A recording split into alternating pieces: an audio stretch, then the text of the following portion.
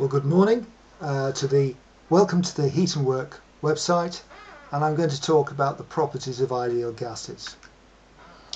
So this is the material we'll cover: the ideal gas law, the concept of internal energy and enthalpy, and we'll draw on some things into introductory notes about the States postulate and the energy equation, and we'll use this simulation to illustrate these points.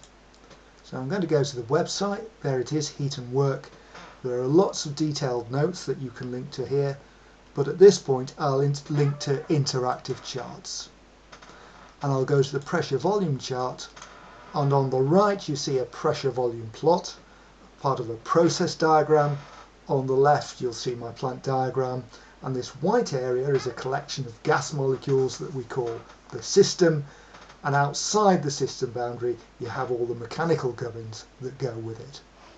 And first point, state postulate: if I know the mass, pressure and volume, I know the state of my system, I know all the properties.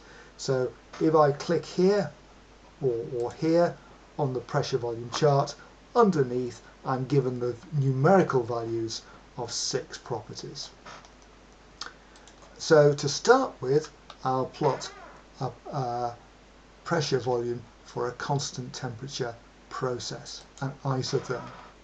So that isotherm has a value of so many Kelvin, and as I click along here you'll see that the volume changes of the gas in the piston cylinder, but not the colour. And the values in this table, well, there's error due to the human eye, but they're more or less the same.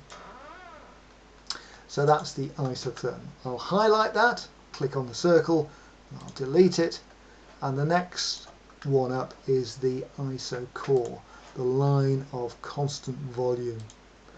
And again, as I move up this line, you'll see that the colour changes, that is, the temperature changes. So we're sort of greeny at the top and blue at the bottom. Now, the internal energy of my gas is proportional to temperature. So the internal energy is the sum of all microscopic energies, particularly translation, rotation and vibration of molecules. And how do we change internal energy? Well, we can do it for this isochoric process by adding heat. So if I just highlight and animate, I'm going to go from 1 start pressure to 3 end pressure in bar, and there we go. We're changing our temperature by a colour, and we're doing it by adding heat.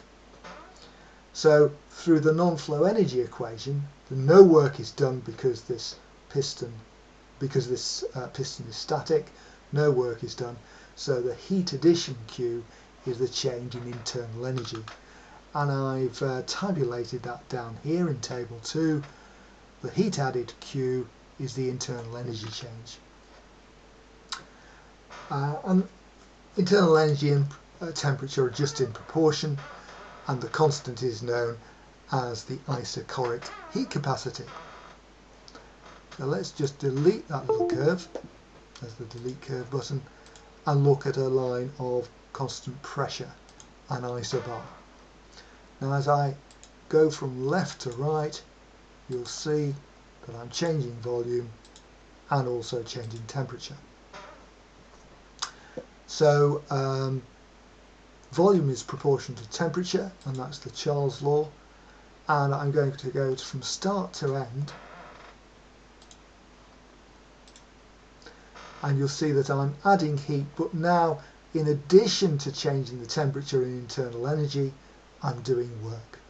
So I've got to add more heat for the same temperature change than I did for the isochoric case, because I'm doing work as well. And if I integrate my curve between limits, that is the extra work I have to do. So 2 things come out of this.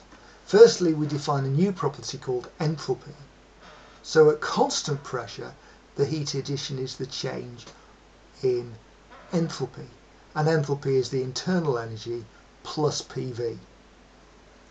And the other thing is that the heat addition is proportional to temperature, but we need a new constant, and that we call the isobaric heat capacity.